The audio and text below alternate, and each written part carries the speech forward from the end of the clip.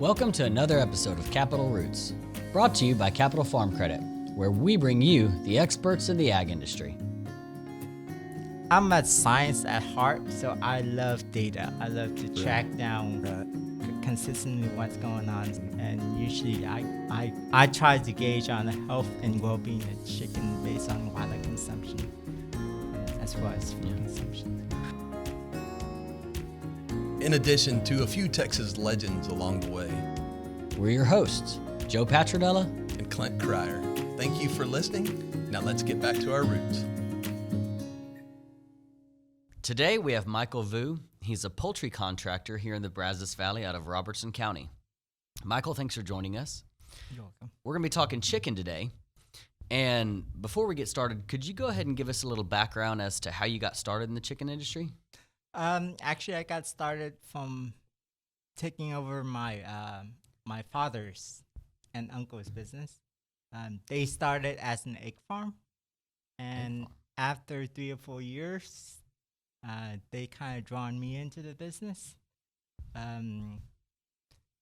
So I figure with an egg farm, I didn't like it too much because there was a lot of personnel employee going around. I figure I won't be able to manage it as well. Okay. So we switched into the broiler business. So I got into the business about, I would say, 4 years ago. Mm-hmm. Okay. I really didn't like my job in town because it was stressful. It was taken away from my family. I didn't get to enjoy my family life a lot. So my wife and I decided to go into farming so that we can spend more time with our kids. I love that. Mm-hmm. You know, Good reason. family's kind of the backbone of agriculture, and Yes, you went they from are. Mm-hmm. one generation to the next, and I want to get into that in a little bit. But they started as an egg farm Yes. and went to broiler. Yes. So, and I know nothing about chickens. Okay, so Yes. I'm going to start from ground zero and kind of Okay. step into the listener's shoes here. But you said it was much more labor intensive than a broiler operation. Yes. Can you tell me the differences there? Well, with an egg farm, it's required that to get a good production of hatchery egg, you need to pick the egg on time, transfer it to the cool room, because you don't want to leave the egg out in the chicken house too long, because that can affect the quality of the chicks. Whereas for a broiler farm, your main role is to control the health of the chicken. So it's less labor. You need fewer employees to manage the farm. And you need, you don't have to spend 8 or 10 hours a day at the farm. So, Nice. so it's something that I would say 1-2 person can handle a farm easily, as opposed to an egg farm where you may need 4, 5, or 6 working 7 days a week. Oh, wow. Yeah. Okay, Mm-hmm. big difference. Yes. Mm-hmm. Yeah, so I'm a little like Joe as well. I don't know a whole lot about the chicken industry, but if you look at farm size, I'm very attuned to ranching in Texas, and if you look at the average rancher, how that would be measured, with number of mother cows, let's say. But how do you guys measure the size of a farm in the chicken business? We measure the size of the farm based on the number of chicken being placed per farm. So on average, some of the older farm, you can have anywhere from 18 to 26,000 chicken placed per house. 1,000, right? Yes. Okay. So in each farm, you have some farm range from 8 chicken houses. Ours have 10 chicken houses, so we get on average 260,000 chicken per placement. And usually placement, we raise the chicken for about 49 days on average, and then after that, we would sell our chicken. And there are some farms that are 12 houses. For our Brazil division, usually 12 houses or 16 houses is the biggest farm. There are some up in the Waco division that they may have bigger houses. So when you say for 49 days, that's from like birth to going off to become. Once they drop the chick. Yeah. Yes. Okay. Mhm. So the chicks that you guys receive on day one, how old are they typically? They probably hatch the day or two before at the hatchery. So usually when they come, sometimes we still have the eggshell as they drop the chicken Huh. into the houses. Mhm. Interesting. That's a quick turnaround though. Yes, very quick turnaround. So sometime depending on the amount of chicken hatch, we have usually a tentative date of placement, but sometimes that may change where they calculate. And Wayne Sanderson does a very good job of this process where they know exactly how many eggs are hatched at a particular date. So they give us a very good date. But every once in a while, you may have some error where the chicken doesn't hatch enough or the chicken hatches too much or whatnot. And usually our placement date will move up and down. But there's fluctuation built in there. Yeah, in there's case that tiny happens. fluctuations. So it's not a major issue, but usually as soon as the chicks hatch from the egg, they'll send them right to the farm. And you say is that Sanderson Farms? Yes. Is that who y'all primarily deal with? Yes, Sanderson. I think Wayne Sanderson is a new company name now. Oh, okay. Yeah. Wonderful.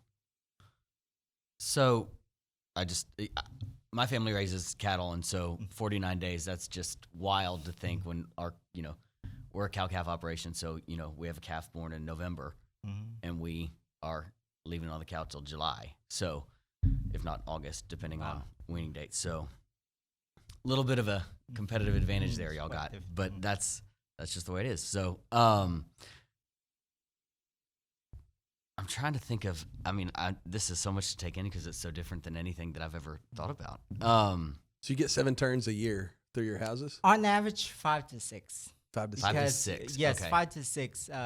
Usually we have a off period of about anywhere from 2 weeks, 2 weeks to 18 days, 14 to 18 days, just to clean the house and prepping the litter, making some minor repair if needed in preparation for the next flock.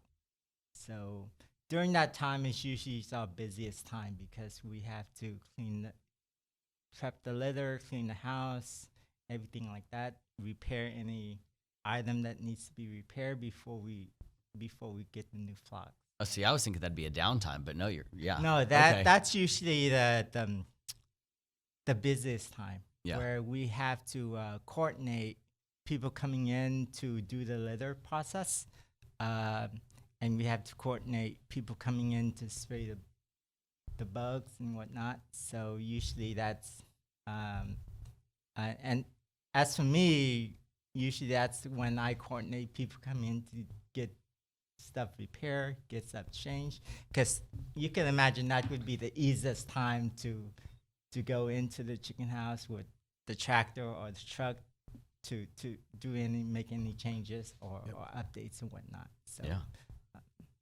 So logistics wise, what's it like receiving these birds, getting them shipped out? I mean, is there a lot of coordination and how does that all work? Sanderson does most of the work pretty much all of the work for us.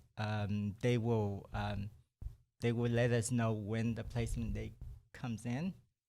Their personnel will place the chicken for us.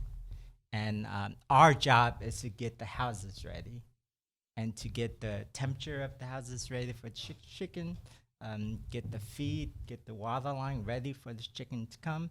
And once the chicken comes in, placed in, and Sanderson's finished, that basically they hand over that responsibility to us. And we will manage to raise the chicken.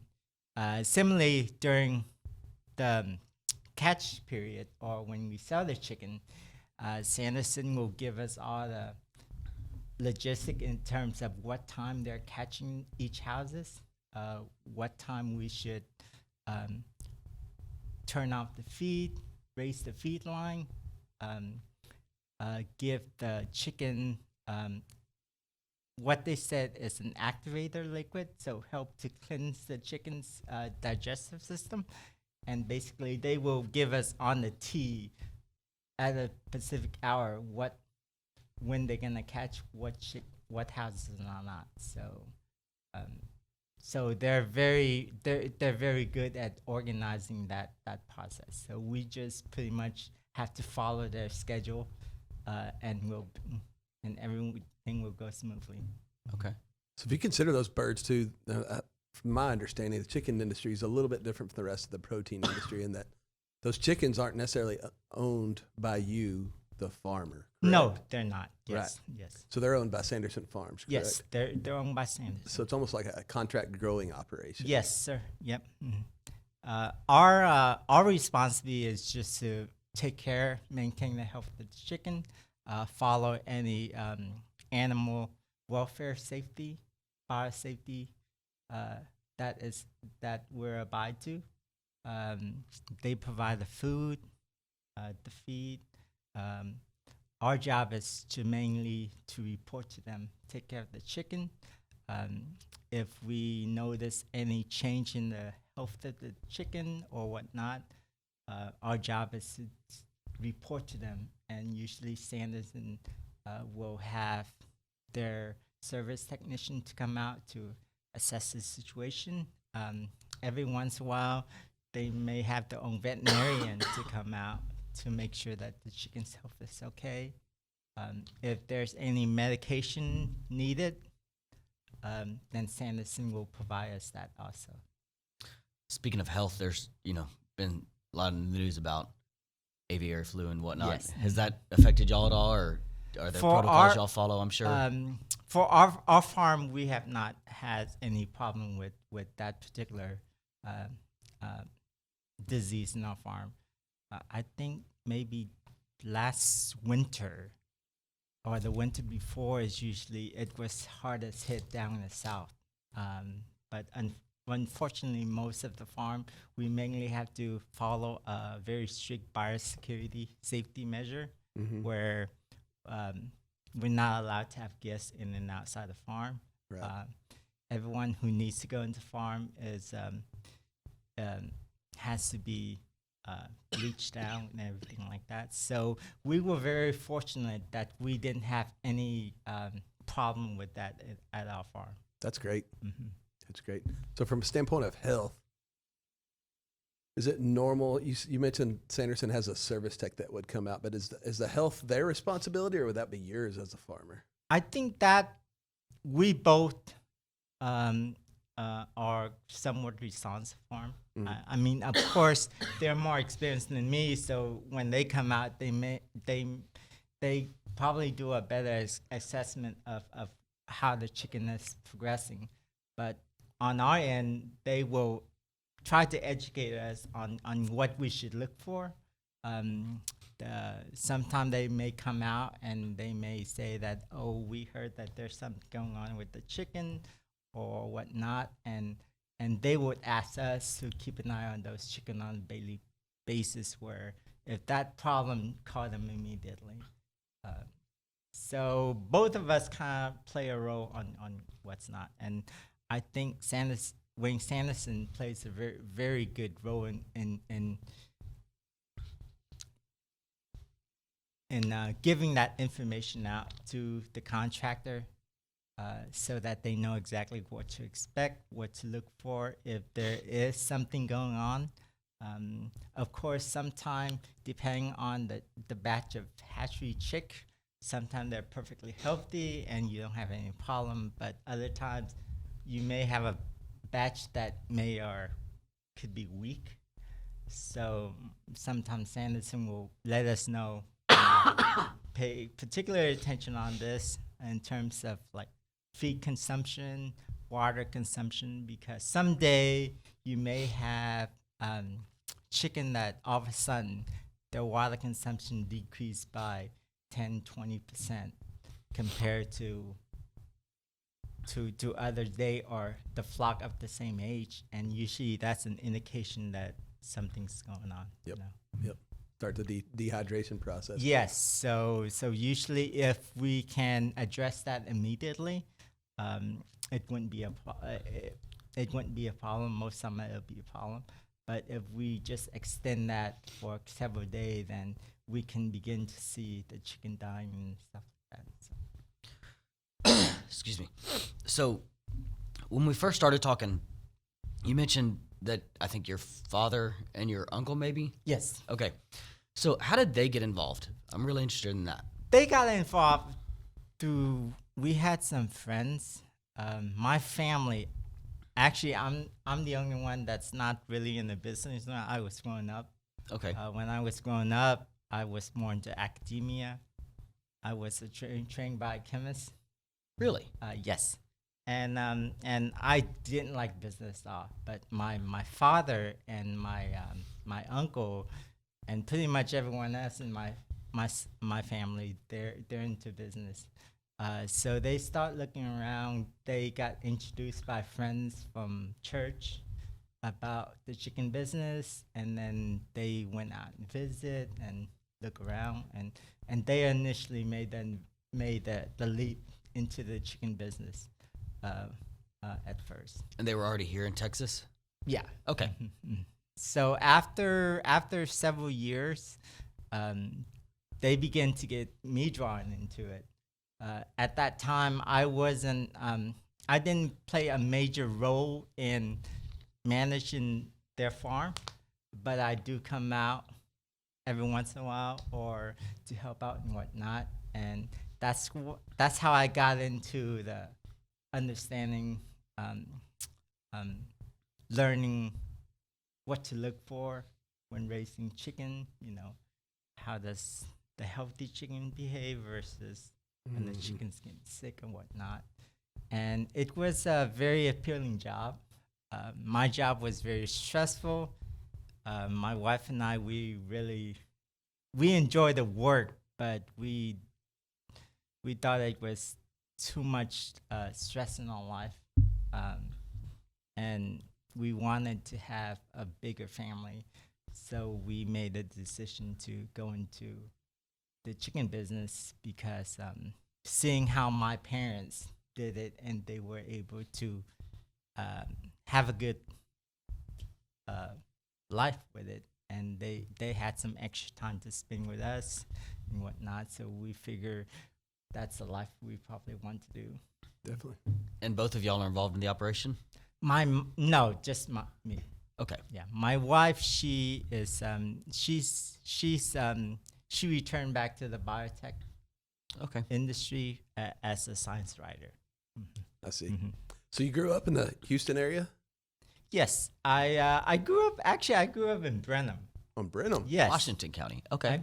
I grew up in Brenham. I did my elementary year there, and then after that, in junior high, we moved to Houston, and I stayed there ever since. Our family stayed there. I see. Joe, you know what's in Brenham? Bluebell. Love that ice cream. Dang right. Yeah. Dang right. That's what I think of when I think of Brenham. I remember when I was in grade school, we would have field trip there every year. Yeah. Yeah. We used to take them here too. Mm-hmm. Okay, so I got to ask you, Yes. raised chickens, what's your favorite chicken dish to eat? Teriyaki. Chicken teriyaki. Okay. Mm-hmm. Okay.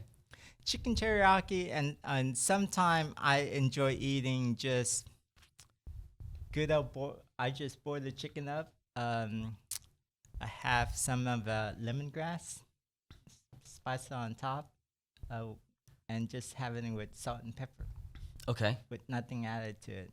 Okay. So you could really taste the flavor of the meat itself with no additive or Sure. marinade or something like that. So. Clint? That's a good one. I like to eat, and I like to eat chicken, so there's a lot of dishes there. My wife, it's probably not anything that any of you guys have had, but she somehow crusts chicken with Cheez-It crackers, crushed up. Oh. So we call it Cheez-It chicken. So it's almost like it's baked. Well, it's alliterative is what it is. Kind of. Yeah. Kind of. You explain what that word means, by the way. I'm kidding. So it's Cheez-It chicken, and it's kind of like, it has a taste like fried chicken, so it's crispy on the outside, but it's baked. So it's a little healthier, but it's got awesome flavor. And it may not be fried, but it's got a lot of butter in it, I'm sure. Well, and it's got that Cheez-It taste to it, so Definitely. yeah. Definitely. How about you, Joe? Thought you'd never ask. I have kind of a juvenile taste bud, and so anything that's fried and has wings taste to it, the buffalo chicken sandwich at Wings and More. Have you been to Wings and More? Probably As a back in the Lubbockite, day. Lubbocken, how do you say what are I guess you Lubbocans? call it Lubbockite. Lubbockites. Yeah. Okay. Lubbock, not a Lubbockian. I don't really know what Lubbockite. you call a college station and Aggies. there you go. We'll go with that. Have you been to Wings? It's been a while. Love to Honestly, go. it's been probably since I was in college, since I was Okay. there. Best wings in the world. Yeah. Where is this? Wings and More Wings- on oh, Univert. okay. Well, there's multiple Yeah, there's- locations. yeah, You know, but It's funny. You make me think. I've got a 6-year-old nephew, and so we're always hanging out with the nephews, and like to take them to eat wherever they want to. You know, so he's names off his 5 favorite restaurants here a couple months ago, and they're all different kinds of restaurants. One's a Mexican food restaurant, one's an American food, one, all different types. So then we're like, okay, so what do you like to eat there? You know, we started with number 1, chicken, Yeah. chicken strips. What do you eat at the second one? Chicken, all the way to number 5. It's all chicken.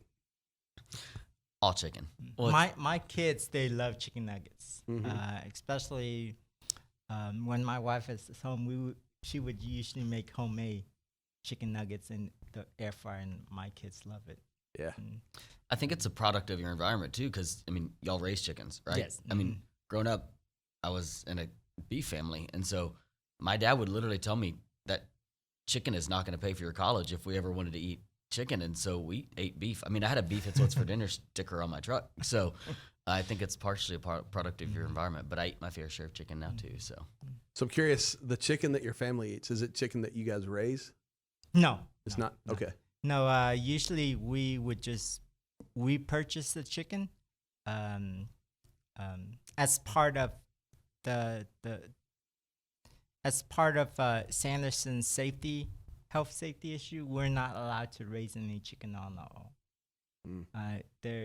They're afraid of there may be some contamination and whatnot. So we could raise any other stuff. We could raise other animal like goats and whatnot, but birds we're not allowed to raise any type of birds due to possible contamination and whatnot. It makes sense. That makes sense. So I got further questions there. One of the things that we talk about a lot on this podcast is where our food comes from. I think that's something that's incumbent upon us all that have a passion for agriculture. But, in your experience in the chicken industry, obviously, talk a little bit about the safety of chicken and the sustainability of chicken production. To the uninformed non-agriculturist that might be listening, let's say, somebody that lives, say, in inner city Houston or Lubbock for that matter. We don't have chicken houses in Lubbock.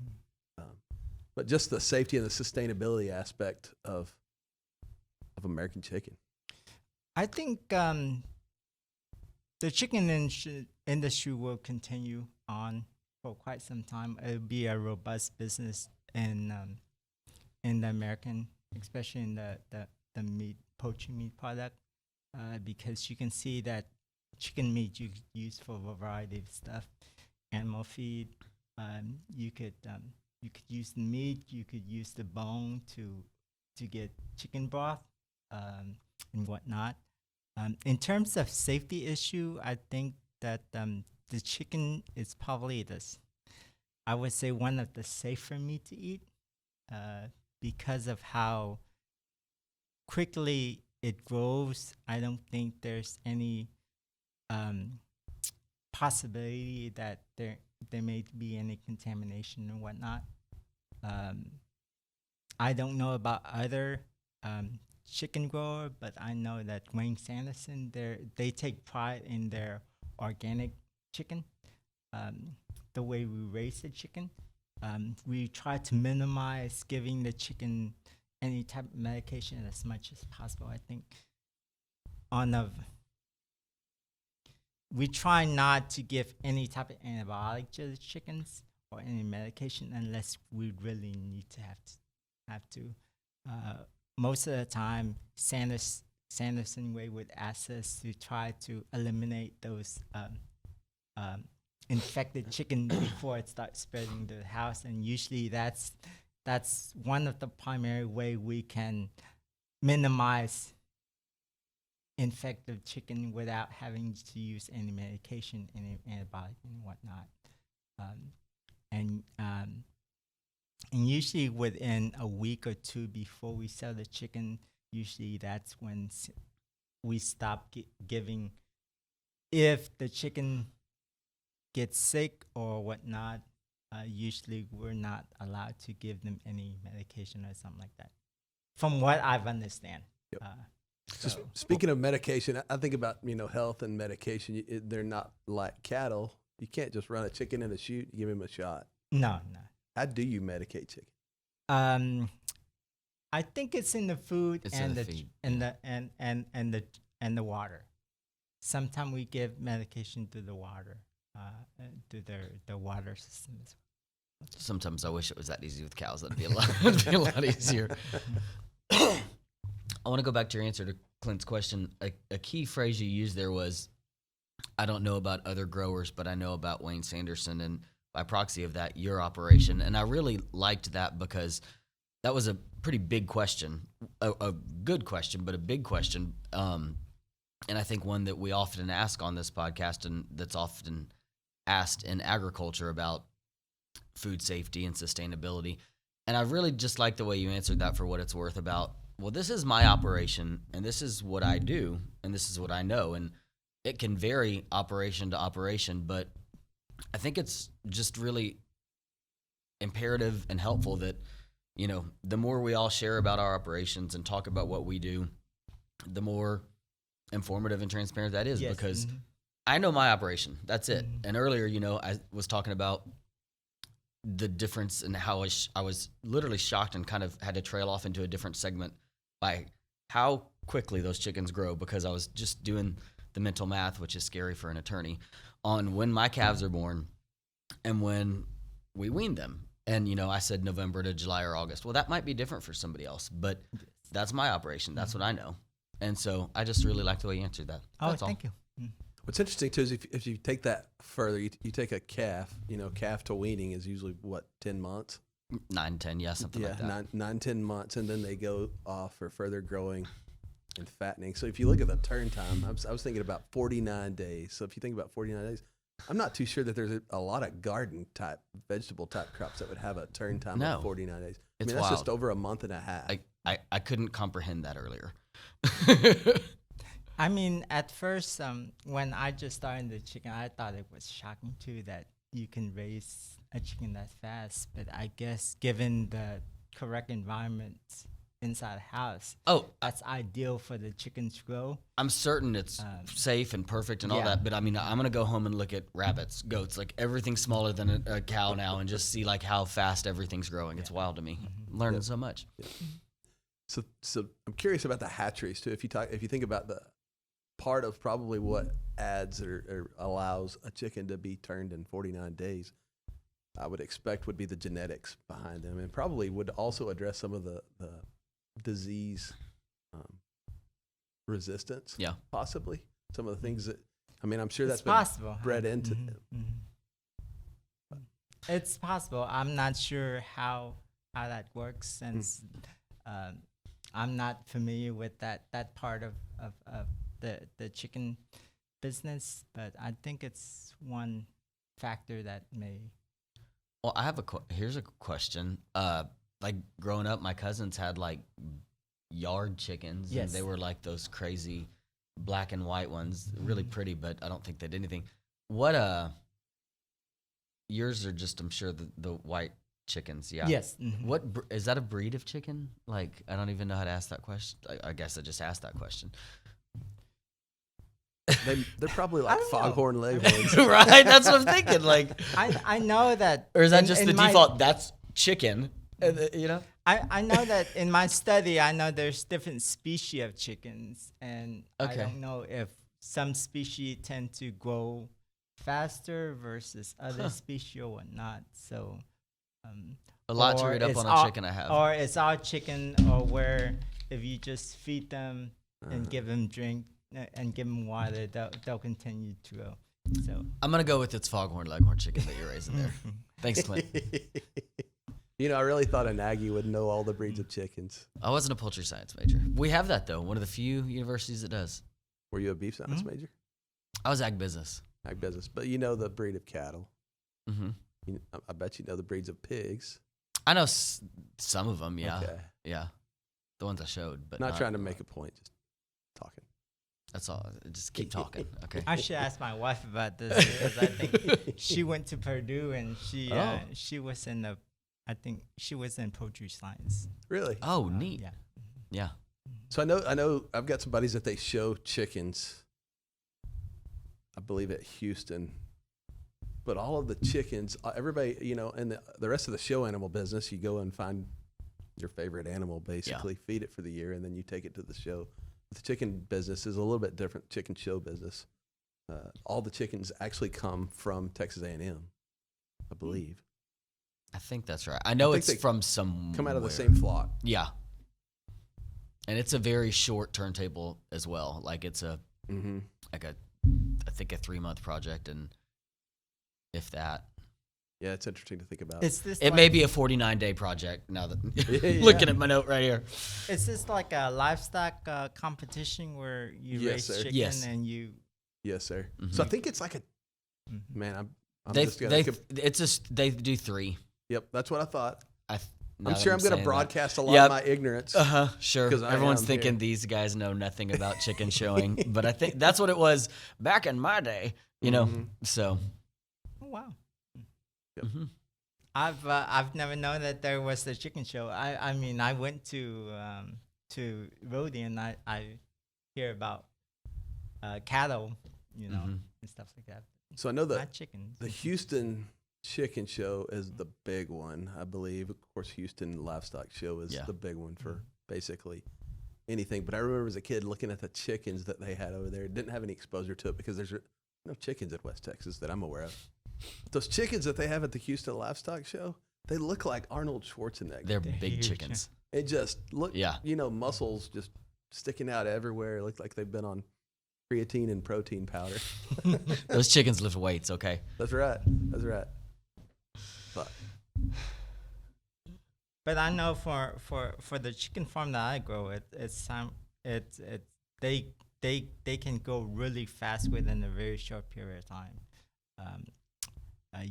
Usually the first 35 days you may not see much of a difference in the weight and the size that they grow, but usually the last 14 days or so you can see a huge change in the size of the chicken. Oh, kind of maybe like late bloomers. You can actually see like day by day that it there's a big difference that you can tell. Well, every day, if you consider one day in the life cycle or the growth cycle, let's call it, of a chicken, it's 149th, where one day in the growth cycle of a calf is like 1/700th. Yeah. So there's a lot more that happens. You just got to flex some math over there. Got to make the attorney shake his head every now and then. Where do you see the chicken business headed in the next 10 years? Anything changing? I think it's growing. I know that there are new automated systems that are being developed that will help manage the chicken house much better. Our chicken house is considered older. Where up north, up in Tyler and whatnot, I recall that they're building these new chicken houses that are much better and can equip to raise more chicken per house compared to the one we have here. I see. Mm-hmm. So are the feed systems pretty similar? Or I would assume maybe that does your feed system know how much it drops or feeds those chickens every time, or do you feed manually? No, we have an automated system that runs the feed into the house. We can have a good guesstimation of how much feed they eat per day just based on on that. But I would say I'm pretty sure there's other device in the market that can help manage this more precisely. But for us, we just kind of look at the feed bin and gauge the feed bin to see how much feed is I it see. per day. You're just gauging the bin. Yeah, the bin That itself. makes sense. Yeah. That makes sense. So usually based on the bin, we can estimate, at this particular age of the chicken, they should be eating how much feed per day, and we can see whether either one they're not eating enough or they're eating too much. If they're not eating enough, it's a matter of water consumption. It could be low water consumption that prevents the chicken from eating. It could be a matter of our lighting system that is not working properly. Some of the light bulbs could fall out that we don't know about. We inspect all of that system 2 or 3 times a day, but you never know. Overnight, sometime, there's some every once in a while, the lighting system may shut off.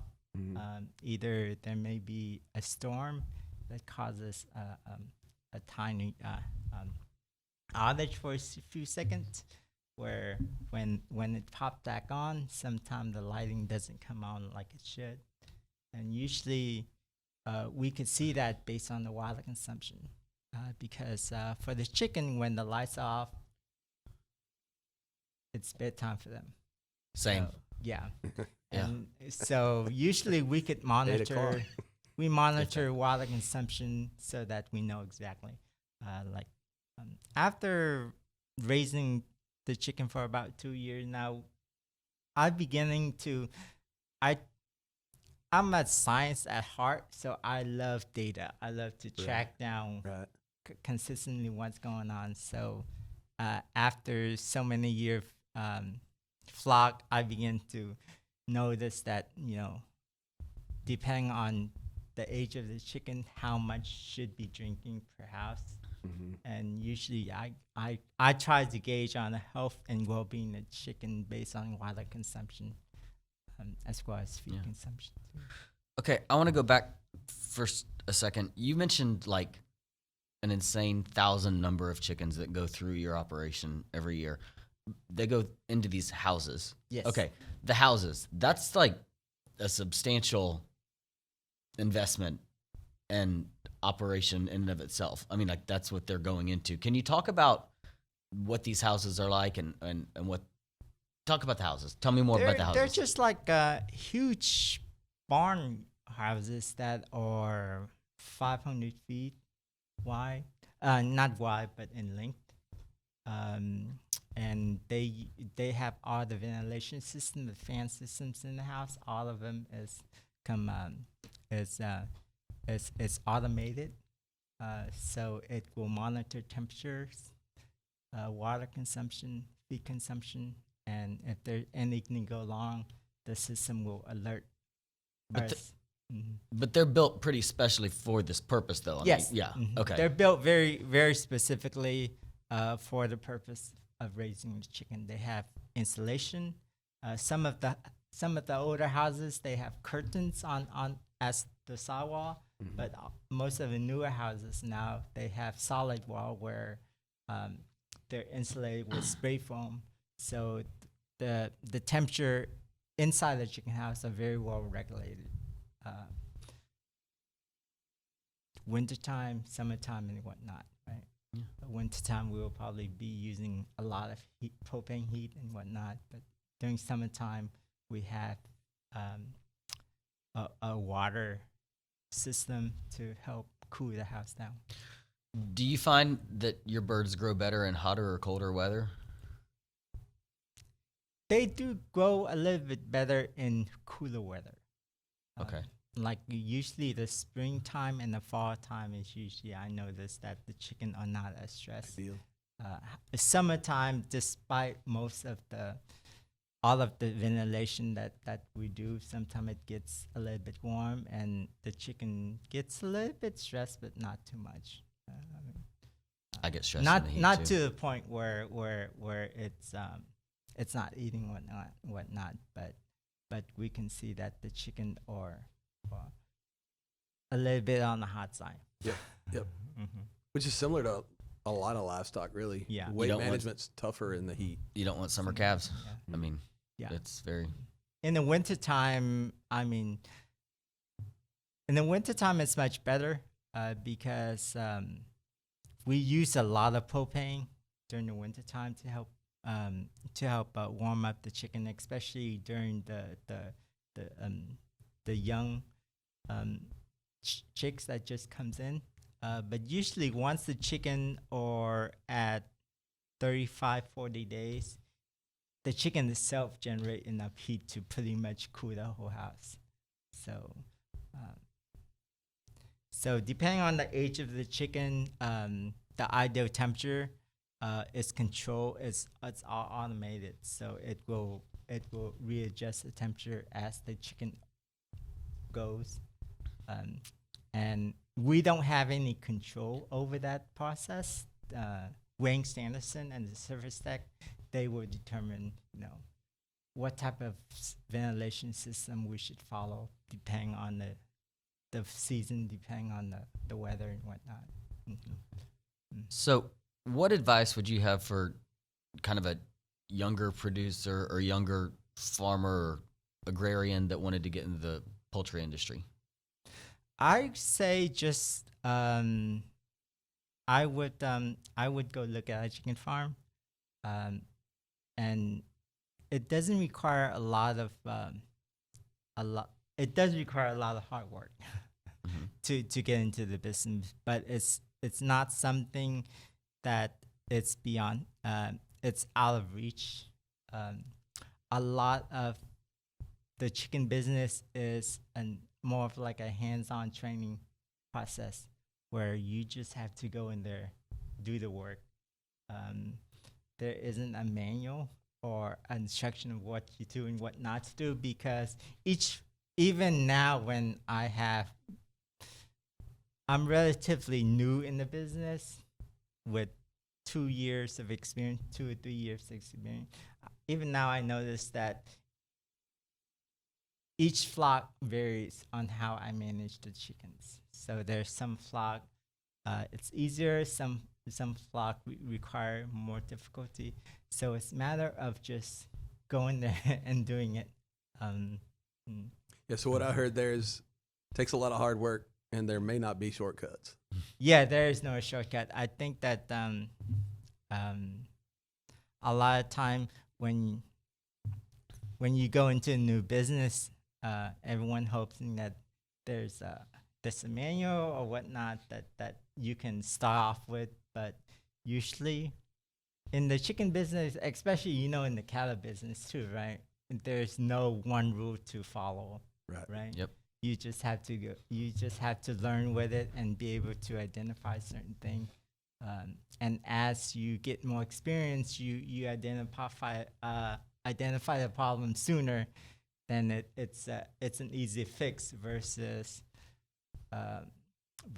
when the problem get a little bit too much handled, then it's more difficult to make the correction and whatnot. Yeah.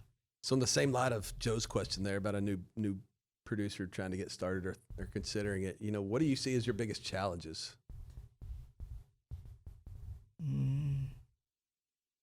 I think my biggest challenge would be to to be able to learn to see to identify how healthy a chicken is, I think that's the only part that are very challenging, is to be able to assess the health of the chicken. All the other part, it's hard work. Like there's a fan motor or arc motor that burns out. I mean, it's just hard labor going up there, changing the motor or changing the auger.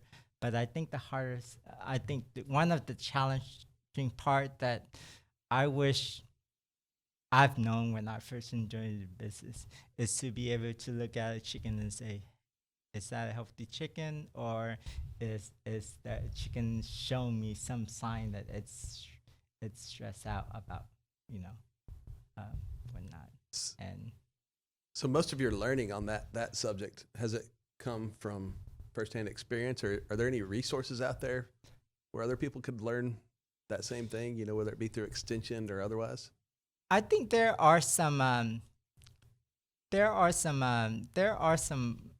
a lot of poultry science that can give you an idea of what a healthy animal looks like in terms of the way they move, the way they, you know, the clarity of their eyes and whatnot, and that does help a lot. But I think the main thing is being able to compare your flock from flock to flock, because it's hard to say, because depending on the region, the area, the quality of your water well, that can also influence how your chicken grows and whatnot, right? There are, your water well maybe has a higher or lower pH. That can also affect how your chicken grow and in terms of feed consumption and whatnot. So do you treat your water Um, outside of medication, I guess, is what my question is. no, I don't. Okay. Yeah, Okay. I don't. I think that it depends on the water quality, but based on Sanderson, Wayne will come out and inspect that, and depending on your water quality, they will require you to do treatment as necessary. Either something as simple as a filtration system, or whatnot, or changing the acidity and alkaline of the water. Right. Mm. Right. Makes sense. Mhm. Makes sense. But most of those are, Sanderson does a very good job. Wayne Sanderson does a very good job of helping the contractor identifying those problems and suggesting ways to correct that to improve the quality of the flock. Like you say before, most of these initial investment in the flock is mainly through Sanderson Wayne, right? Right. They're the one that's placing the chicken. They're the one that providing the feed and whatnot. So they try to do their best to make sure that we have all the necessary material. Our farm is up to date in terms of ventilation, water, water quality and whatnot, to ensure that the chicken grows healthy and it's up to date. Yep. with everything, right? Makes sense. So usually our chicken, for a 49-day chicken, you're looking at, they have to be a certain weight. You know, I would say around 6-7 pounds or whatnot. And Sanderson Way helps us to try to make any adjustment necessary on that.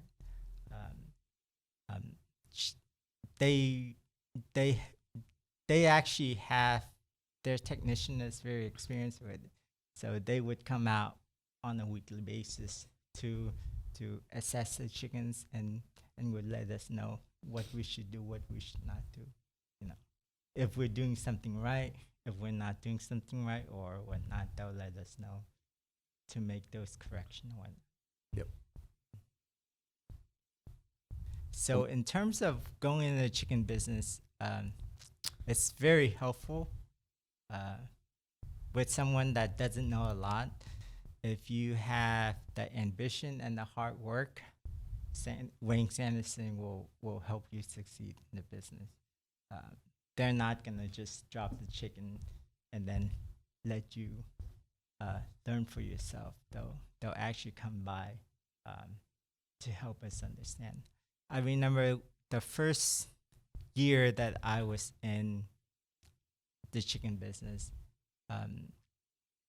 my first service tech, she would come pretty much twice a week because she knows that I'm a new grower, and she just wanted to make sure that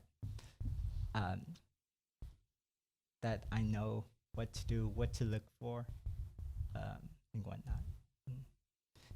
But as you become more experienced, and as they feel that you're on top of your game, then they tend to allow you to raise the chicken, and they won't interfere as much. But of course, Right. they continue to check and monitor the chicken's health and well-being throughout the 7 weeks, throughout the 49 days. Yep. Mhm. So they help you out a lot. They help you out a lot. I think if they could come every other day, sometime I call them in the weekend if there's something goes wrong, and they'll be able to help me on time. Sometimes if I have trouble with feed, the system or not, they can help you out a lot. The idea is just to let them know ahead of time. Like Yep. the thing both me as a grower, because I won't get a good paycheck if my birds are sick or my bird is not meet the weight, and I'm pretty sure they don't want to get like a low quality flock too. So You'll if help you're each other. It's a two-way street. so if you're on top of everything, and if you can help them to survey the chicken and to identify the problem and let them know immediately, and of course they will do their best to help correct that with your help too, so that both sides can benefit from that flock. Yep. Well, Michael, we really appreciate you being here today. It's been something that's been very informative to me, and I think I speak for Joe. Learned a lot. Also, we Thank you. appreciate the relationship that Capital Farm Credit has with you, and we're always here to help, as well as anybody that might be interested, in the poultry business. But thank you for being here, and look forward to our next visit. Okay, thank you. Thanks so much. I really had a good time. Mm-hmm. Absolutely. Hopefully, the next time I come, I'll have more experience to talk about. We look forward to hearing it. Okay. Yep. Thank you for joining us today on Capital Roots. Texas agriculture is the foundation of our story and what makes us family. Capital Farm Credit's a proud member of the Farm Credit System. We finance farmers, ranchers, agricultural producers, and rural landowners, and we're here to make your vision a reality. We've been serving rural Texas for more than a century. Whether it be traditional, innovative, or lifestyle, we'll help you cultivate new ground. We're all in this together. Because together, we're better.